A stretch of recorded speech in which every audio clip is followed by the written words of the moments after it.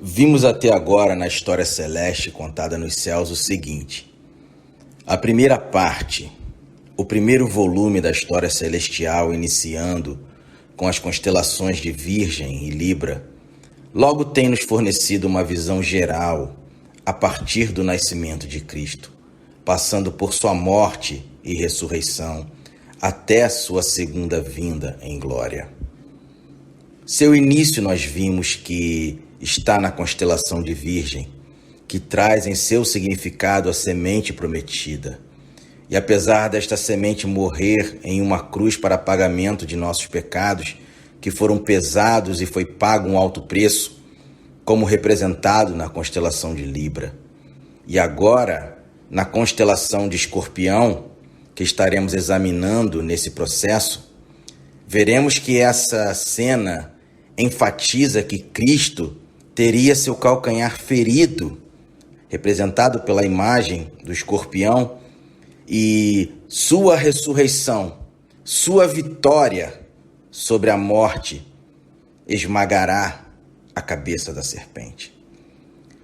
A primeira impressão que temos ao observarmos o signo de Escorpião, com suas constelações adjacentes, seus decanatos, que são as constelações de Serpente, Ophiuchus, ou Serpentário, e Hércules, é que essas constelações estão tão próximas e mescladas que nos transmitem a sensação e o entendimento de uma batalha renhida, feroz e violenta. A constelação Escorpião significa o conflito do Redentor. O terceiro signo de nossa história celeste é representado por um escorpião, um aracnídeo que, em realidade, é extremamente nocivo, que, embora nem sempre fatal, sua ferida é extremamente dolorosa. Essa é uma das poucas constelações que tem um formato semelhante ao nome que lhe foi atribuído. E em hebraico, essa constelação se chama Akrab, que é o nome desse animal, mas pode significar conflito ou guerra. A constelação de Escorpião é designada pelos árabes como Al-Akrab, ou seja, significa guerreando contra aquele que virá. Em copto, a língua antiga do Egito, seu nome é Ícides, que significa ataque do inimigo. A principal estrela dessa constelação se chama Antares, e essa estrela está situada bem no coração do Escorpião. Antares significa ferimento. E sendo a estrela Antares considerada como uma supergigante vermelha, segundo a própria pseudociência, eles dizem que essa estrela ela corresponde a centenas de vezes maior que o Sol, mas independente dos absurdos da pseudociência, podemos observar que essa estrela Antares ela possui um profundo brilho intenso, transmitindo realmente a ideia de uma ferida. As estrelas no ferrão do Escorpião se chamam Shaula, que significa literalmente o ferrão. E também temos a estrela Lesat, que significa perverso em hebraico. É muito significativa a posição da constelação Escorpião em relação às constelações próximas. E nos parece que este escorpião gigante está agarrando o prato inferior da balança, que sabemos que representa o peso do homem, no próprio signo de Libra, querendo assim dizer que, no seu significado, que Satanás tem em suas garras o homem perdido. Mas por causa do poderoso homem que pisa sua cabeça, representado pela constelação de Ofiuco, representando o próprio Messias, e suas garras são retiradas da balança através deste ato.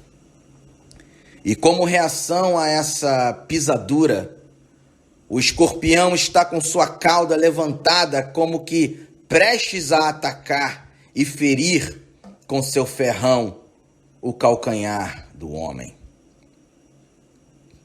A pseudociência diz que Antares, por ser a estrela mais brilhante do céu noturno, eles dizem que a mesma é 10.000 vezes mais luminosa que o Sol. Mas em realidade não é isso que nossos olhos observam. Porque as medidas apresentadas pelos cientistas são apenas especulações e cálculos matemáticos. Essa ligação entre as constelações Escorpião e Libra é tão forte que em alguns mapas estelares antigos as garras do Escorpião estão dentro dos pratos de Libra. E como vimos no estudo anterior, a constelação Libra tem sido representada graficamente de variadas formas, comprometendo assim até a posição das estrelas em relação ao desenho do signo. Aqui isso também se aplica porque em alguns mapas celestes antigos temos o prato inferior da balança, que representa o peso do homem. E esse prato inferior da balança está onde? Nas garras do escorpião, transmitindo a ideia de que a humanidade está presa pelo pecado nas garras de Satanás. Referente à balança, ligado ao signo de Libra, que significa o peso do homem, a medida do pecado do homem, que também está fazendo referência à passagem escrita no capítulo 5 do profeta Daniel, onde vemos Deus trazendo juízo pela medida dos pecados medidos na balança, onde diz sobre Belsazar, que foi o último rei babilônico que recebeu punição de Deus por ter tomado os utensílios do templo de Jerusalém e usado em uma orgia terrível que teve a participação dos nobres da corte com as suas concubinas.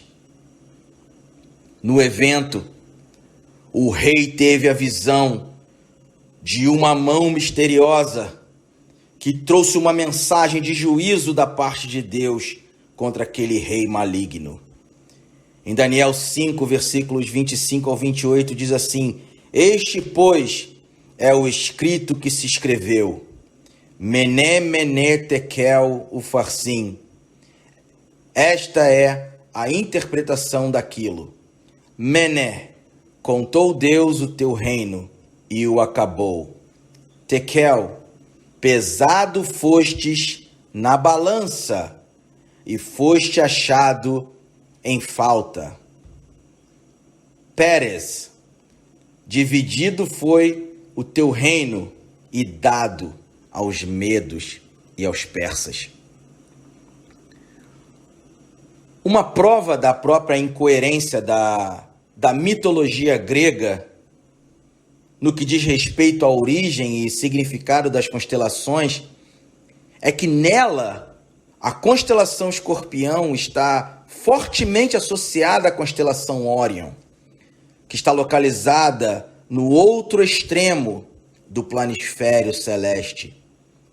E além disso, não existe nenhuma referência que associe a Escorpião às constelações próximas, seja a Ofiuco ou a Libra, o que é uma grande incoerência, porque essas constelações estão intimamente conectadas visualmente, como podemos ver até na figura aqui projetada. Não poderia haver melhor representação gráfica para a profecia de Gênesis 3. Gênesis 3,15, onde diz: porém inimizade entre ti e a mulher, entre a tua descendência e o seu descendente. Este te ferirá a cabeça, e tu lhe ferirás o calcanhar.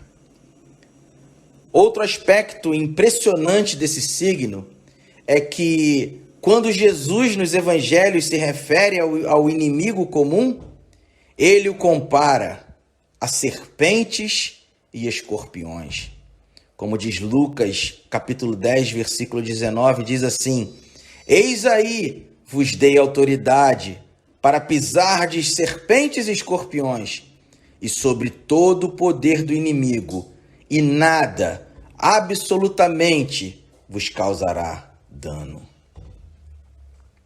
Na verdade, na constelação Escorpião e em seus decanatos, temos esses dois personagens, a serpente e o escorpião, representados pela primeira vez nos signos do zodíaco, os quais são os animais peçonhentos, mais temidos e traiçoeiros, prontos a interagir, a atingir e a destruir, atingir o calcanhar ou o pé dos homens. Com isso, então, no signo de Escorpião, temos representado o grande conflito do Salvador contra Satanás, a fim de conquistar a nossa redenção, o nosso resgate. No antigo zodíaco egípcio de Dendera, com data estimada de 4.000 anos antes de Cristo, esse signo é também representado por um escorpião. As figuras, os nomes e tudo mais nesse signo apontam para a história de um terrível conflito e de uma ferida mortal resultante desse combate. Nas constelações adjacentes ou decanatos, veremos claramente o desenrolar dessa batalha.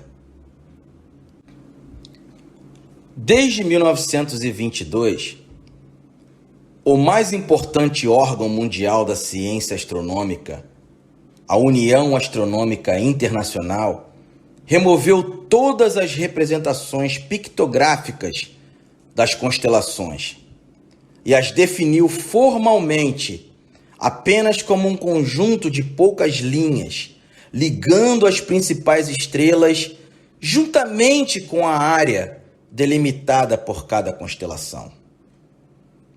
Sabemos que as constelações são agrupamentos de estrelas ligadas por linhas imaginárias usadas para representar objetos, animais, criaturas mitológicas até, seres viventes ou deuses.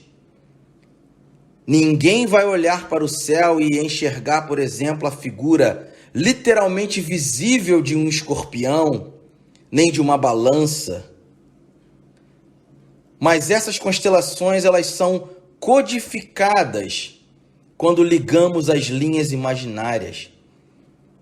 E com essa ligação, conseguimos visualizar aquilo que ela representa de fato.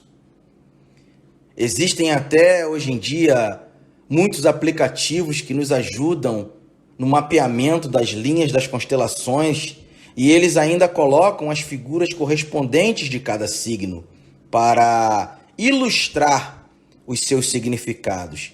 E isso ajuda bastante nos estudos. Antes dessa padronização pela União Astronômica Internacional, os atlas antigos, os planisférios dos céus até eram muito mais elaborados em detalhes. E dava para, de fato, associar até com muito mais facilidade as linhas entre as estrelas e entender o que cada conjunto de estrelas representa no firmamento. Agora, vamos conferir o desenrolar da batalha em cada constelação adjacente no signo de Escorpião. iniciando com a constelação de Serpente. A constelação Serpente significa a serpente que tenta alcançar a coroa. No primeiro decanato do signo de Escorpião, a constelação Serpente pode ser chamada também de Serpens.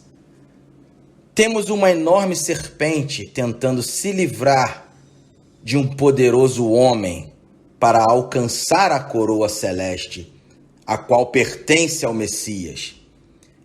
Essa coroa ela foi vista no signo anterior, na constelação Corona Borealis, que é decanato do signo de Libra. A luta claramente é pelo domínio. Sabemos que no Éden, Satanás, na forma de serpente, ou seja, na forma seráfica, roubou do primeiro Adão a coroa do domínio. Satanás conseguiu esse poder ao vencer a humanidade no Éden e lançou o homem dentro de prisões temporais, tomando a arma do tempo das mãos de Adão. Mas na cruz, o segundo Adão, Jesus Cristo, o Messias, o Filho de Deus, representado pelo homem que segura a serpente, ele retira dela, da serpente, essa coroa. E como vemos vários exemplos desta cena, da vitória de Cristo nas Escrituras. Por exemplo, em 1 Samuel 17, versículo 54, diz que Davi tomou a cabeça do filisteu e a trouxe a Jerusalém, porém pôs as armas dele na sua tenda. Nesta passagem, Davi, que alude, tipifica a Cristo, ao Messias, como uma sombra do próprio Messias, ele derrota ao gigante Golias e toma a arma de Golias como sua possessão. Cristo agora é o Amém, o Alfa e o Ômega, o princípio e o fim. Jesus é o Senhor do tempo e ele recebeu essa alcunha, essa denominação após sua ressurreição, ou seja, Cristo reconquistou aquilo que nós havíamos perdido. A estrela principal da constelação Serpente se chama Unuk, ou Unukalai, significando a que cerca, a que envolve. Outra estrela importante tem o nome de Aliá, ou seja, amaldiçoada. A constelação Ofiuco, significa o serpentário, ou seja, aquele que segura a serpente. Essa constelação é representada por um homem que está envolvido num tremendo conflito com uma enorme serpente e com um gigantesco escorpião.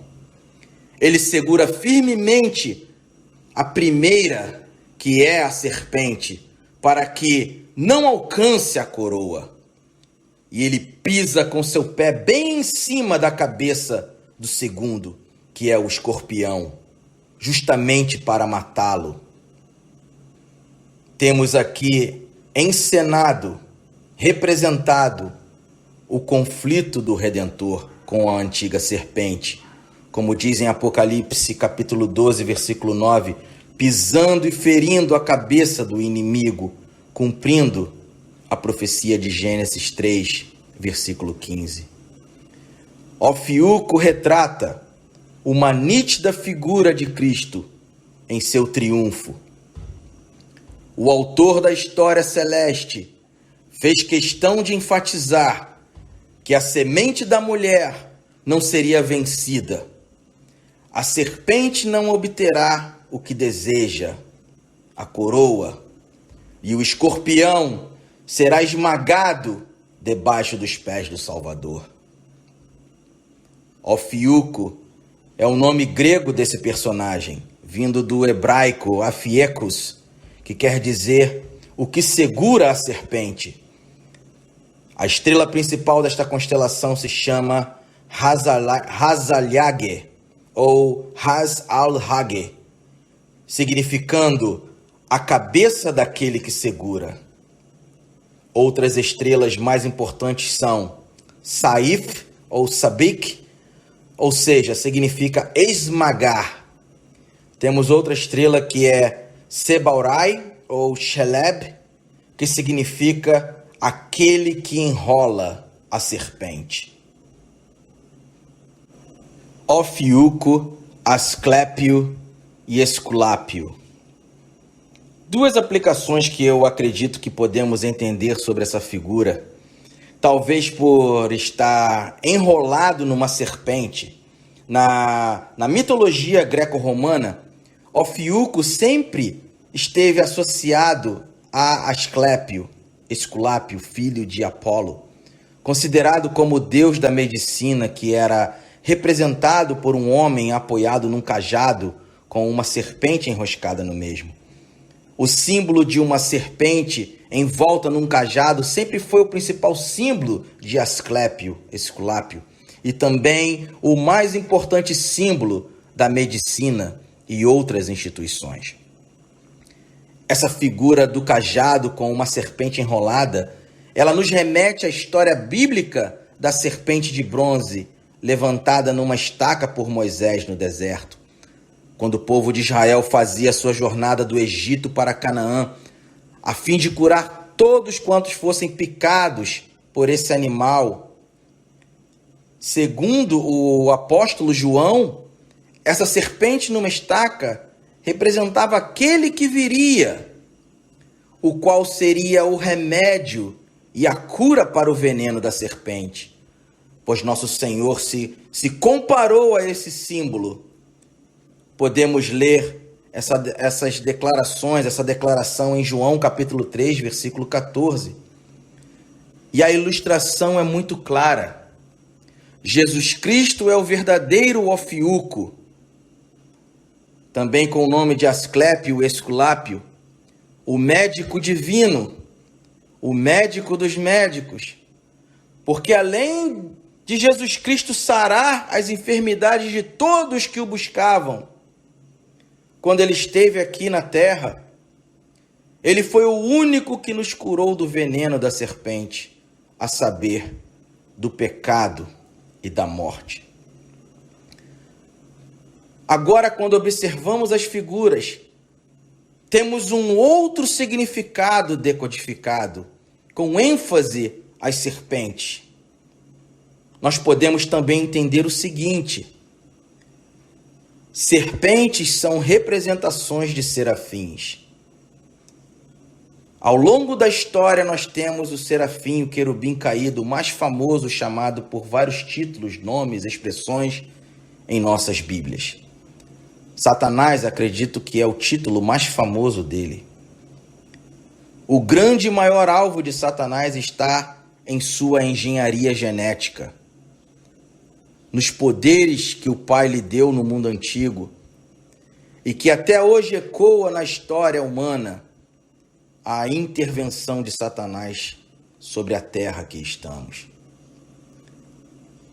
Figuras essa como o próprio Esculápio, Caduceu, deuses serpentes e seus poderes curativos, assim como o DNA sendo mostrado sempre, mostraram o quão Satanás sempre buscou corromper a base criativa do Pai e corromper a família em sua estrutura, sumindo com os gêneros que Deus criou, que é um padrão celeste, um padrão divino. As organizações vinculadas à saúde não escondem a quem servem. Por exemplo, no próprio símbolo da OMS, por exemplo, podemos entender que a vara representa a autoridade na terra. Nas laterais, os ramos do trigo e o joio que são praticamente semelhantes, mas não iguais. Ou seja, as duas sementes. Mas a semente estimula sua língua viperina, ou seja, venenosa, para o lado de sua linhagem, enrolando-se no sentido de usurpador, o bastão da ordem natural deste plano. A OMS é a casa, ou uma das casas da serpente. E, infelizmente, muitas pessoas ainda estão buscando em animais, como no caso as cobras ou outros ofídeos, a figura que a Bíblia e demais culturas nos deixa tão claro o que é do que se trata. E até hoje podemos ver pessoas que não compreendem a figura edênica da serpente narrada no Gênesis 3. A Bíblia já disse quem é a serpente há muito tempo. Os seres celestiais comparados a figuras que são traduzidas em nossas Bíblias como animais, e é muito comum. A melhor tradução seria até como seres viventes. Mas fica bem claro a quem Deus compara, mesmo com animais que temos na terra. Anjos às vezes foram descritos como leões alados, bois alados, serpentes e etc. Constelação Hércules. A constelação Hércules significa o poderoso guerreiro. A terceira constelação ligada a esse signo nos mostra, de uma maneira mais completa, a obra do Messias que veio para combater e derrotar o inimigo. Nela temos a imagem de um guerreiro apoiado sobre seu joelho, cujo calcanhar está levantado como se estivesse sido ferido, que traz uma clava na mão direita e está prestes a desferir um golpe mortal no monstro de 3 cabeças, que está segurando com a mão esquerda. Ele também está vestido com a pele de um leão que havia matado. E para completar o quadro, a planta de seu pé esquerdo está posicionada em cima da cabeça de um imenso dragão, em formato de serpente, que é a constelação Draco do signo de Capricórnio. A estrela mais brilhante da constelação Hércules está na cabeça do homem e tem o nome de Hazalgeti ou Ras-al-Geti, que quer dizer a cabeça daquele que esmaga. Em seu ombro direito temos as estrelas Cornéforos, ou seja, significa o ramo ajoelhado, semelhante à constelação de Virgem. É extraordinário observar que a perna desse guerreiro que tem seu calcanhar levantado é a direita, exatamente a mesma perna de Ofiuco, que está para ser ferroada pelo escorpião. Isso também nos mostra que Hércules já está ferido quando vai matar o monstro de 3 cabeças. Na mitologia, o guardião das portas da morte. Toda essa mensagem combina perfeitamente com a sequência bíblica da morte, descida ao Hades, vitória sobre o adversário e ressurreição de Jesus Cristo. Os fenícios adoravam essa constelação muitas gerações antes dos gregos, porque eles diziam que representava o Salvador que os viria libertar. Seu nome árabe é Algiskale, ou seja, o poderoso. Nos Atlas Celestes atuais, essa figura é chamada de Hércules, que segundo a mitologia grega, era o maior dos heróis, tendo sido divinamente gerado e dadas a ele 12 das mais difíceis tarefas, quais se empenhou até a morte, sendo que a maioria delas tinha como objetivo vencer as forças do mal. E nessa constelação, o monstro de 3 cabeças, que Hércules está para destruir, se chama Cérbero, que na mitologia representa o guardião das portas do mundo dos mortos, que deixava as almas entrarem, mas jamais saírem. Cérbero é outra figura de Satanás, na qualidade daquele que retém as pessoas na morte. Esse monstro de 3 cabeças também pode representar a tríade satânica, o próprio anticristo, a besta e o falso profeta, que Jesus derrotará em sua manifestação gloriosa, na ocasião de seu retorno a este mundo em poder e grande glória para o grande juízo. Nas mitologias antigas, os trabalhos de Hércules provavam não somente a sua tremenda força física. No caso do nosso Salvador, o seu poder e autoridade sobre o mal, mas também seu caráter provado e aprovado, apontando para o caráter imaculado do Filho de Deus. Finalmente, quando lemos em seu livro, no dicionário mítico etimológico, Runito de Souza Brandão nos diz o seguinte, que o último trabalho de Hércules, que lhe garantiu um lugar no Olimpo, foi a vitória sobre a morte. E é exatamente a última e maior vitória que Cristo conquistou ao ressuscitar de entre os mortos, como registrado em 1 Coríntios 15, versículo 26, onde diz sobre Cristo: porque convém que reine até que haja posto a todos os inimigos debaixo de seus pés. Ora, o último inimigo que há de ser aniquilado é a morte. Então, quando removemos todas as superstições e lendas pagãs, é simplesmente assombrosa a correspondência entre o mito de Hércules e seus trabalhos com a pessoa do Salvador Jesus Cristo e suas obras.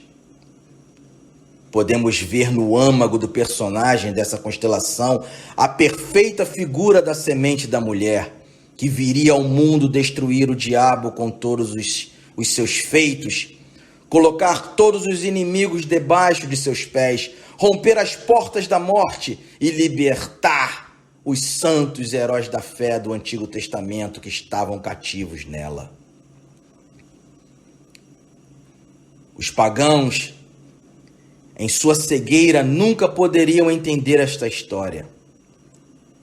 Mas quando, como cristãos, a comparamos com as Sagradas Escrituras, podemos ver claramente Deus proclamando no céu estrelado as obras, conflitos e triunfos de seu Filho unigênito contra todos os poderes do mal. Fazendo agora um resumo do signo de Escorpião, onde podemos ver a figura de um inseto gigantesco, nocivo e mortal, com sua cauda e ferrão erguidos em raiva, como se estivesse golpeando. Na constelação de Escorpião vemos o conflito do Redentor. Na constelação de Serpente vemos a serpente que tenta alcançar a coroa. Na constelação Ofiuco temos o serpentário, aquele que segura a serpente. E na constelação Hércules temos a figura do guerreiro poderoso. Em Escorpião e seus decanatos, podemos entender toda a história do conflito do Messias.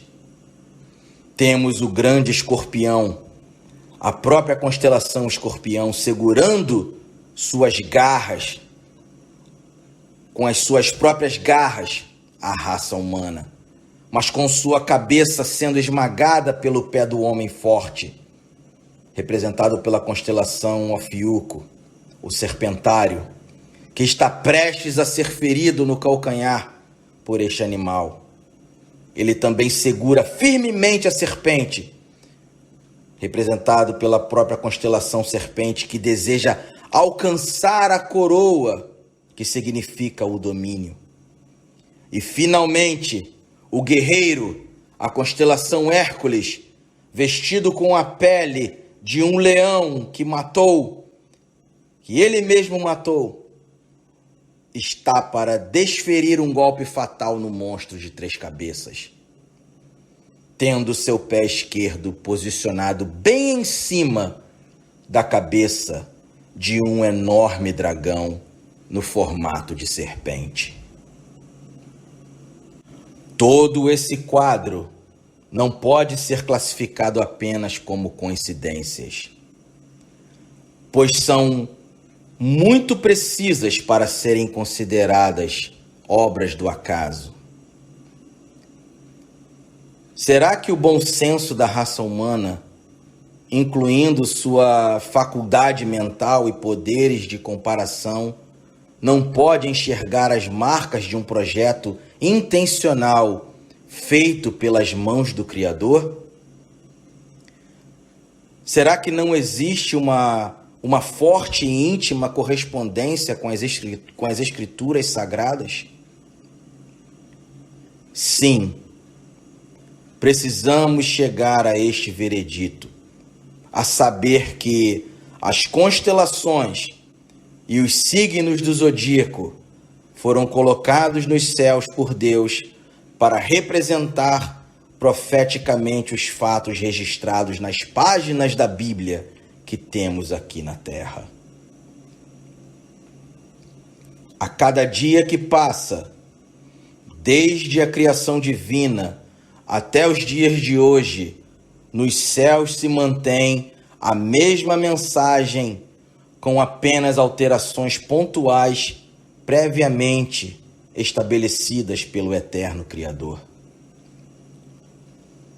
Os conteúdos que estamos trazendo aqui no canal busca sempre nos mostrar o resgate do conhecimento celestial da cultura hebraica, jamais visto pela sociedade atual. Porque sabemos que nada é novidade debaixo do sol. Esse conhecimento é tão antigo que até parece atual. No próximo vídeo vamos examinar o signo de Capricórnio, iniciando o segundo volume da história registrada nos céus. Até lá, se Deus permitir. Um forte abraço a todos. Shalom, shalom.